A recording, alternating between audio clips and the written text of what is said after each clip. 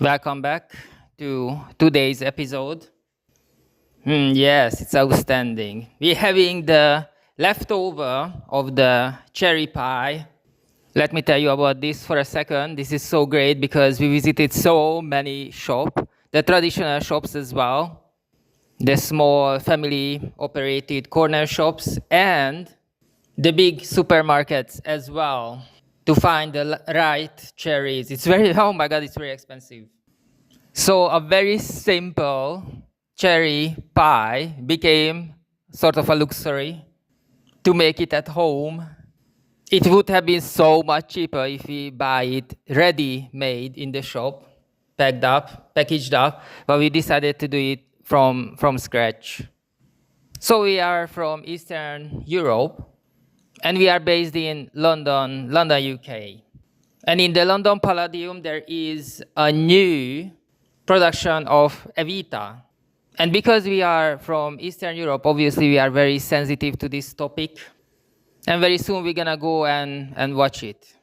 But right now, this is June and we absolutely enjoying walking in the forest, spending time in nature. Because finally, the summer is here.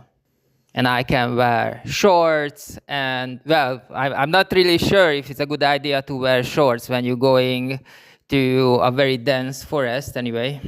So the first reviews arrived as well, the professional ones and as well as the TikTok self-appointment reviewers as well, the critics.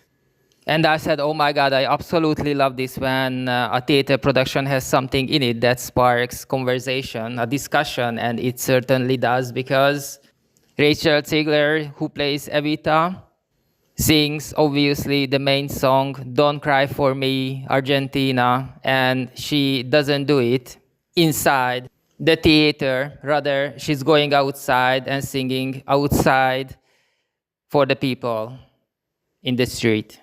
And the people who paid for the ticket, they are sitting inside and they're watching basically a live video feed.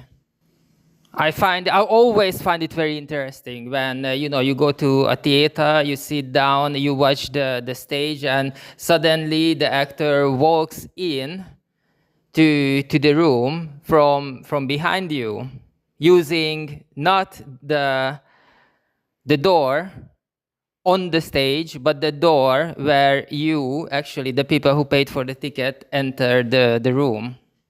It's always so funny to me. This is a good entertainment. When the actors, they leave their space. These people are really creative. I haven't been to a theater much because simply I don't have friends to go with. But when I was a student, very young student, back in Hungary, in Eastern Europe, we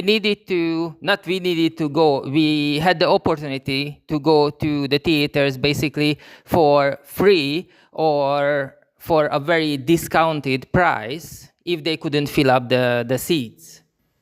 And let me tell you this, as a child, I never enjoyed theater at all back in Hungary. I obviously knew and I felt that the Hungarian actors and actresses, they are super talented and they were learning their craft for years and years and years. And I always wanted to talk, deliver lines, having the voice like they had.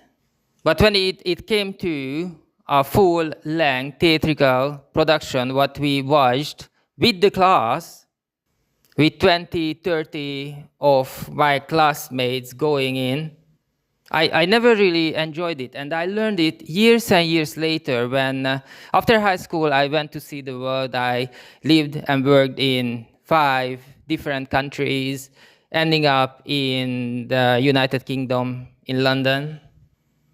And thanks to the era of podcasts, I learned that Hungarian actors are so different than the other actors in the world. For example, they work almost seven days a week, a lot, 7 days a week, and many times, not in one theater, but actually they traveling the country. So maybe Monday and Tuesday, they have a drama to play in the capital, and then they drive down to the other side of the country and they have a comedy for Wednesday and Thursday. And then they drive to another side of the country and they have a musical number for Friday, Saturday, and so on and so on. And many times a double one in one day.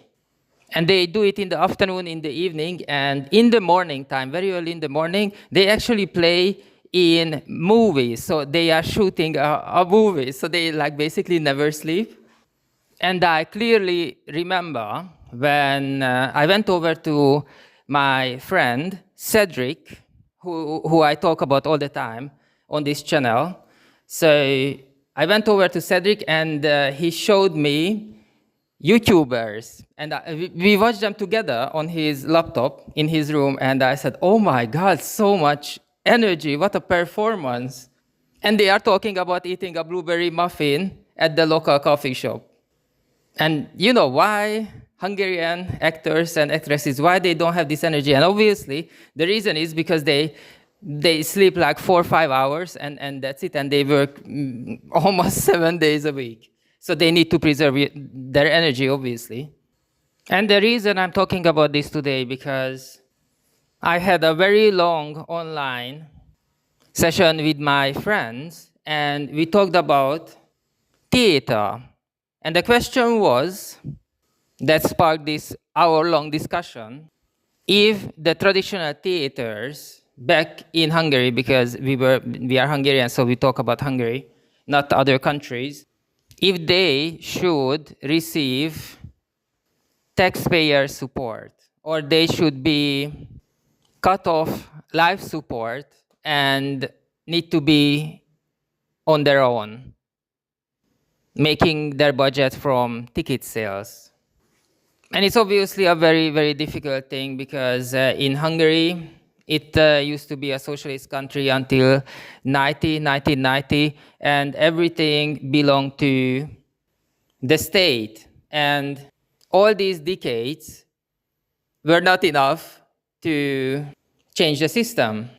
You can count on one hand how many Hungarian movies were made from private investment. It's a super difficult question. So I decided to share it with you because that was the highlight of my day, to argue about this. Especially now that Rachel Ziegler is Evita, and she sings, she performs Don't Cry for Me, Argentina, outside the stage, outside of the theater, in the balcony, for the people who are just bystander, and they just, minding their own business, they're walking on the street.